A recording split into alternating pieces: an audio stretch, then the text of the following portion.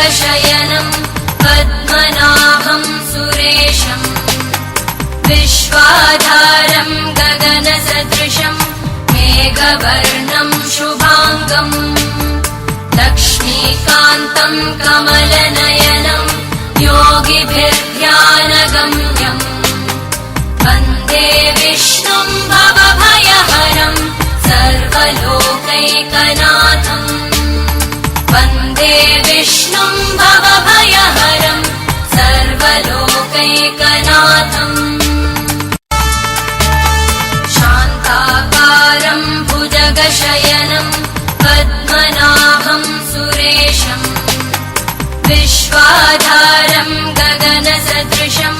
मेघवर्णं शुभाङ्गम् लक्ष्मीकान्तं कमल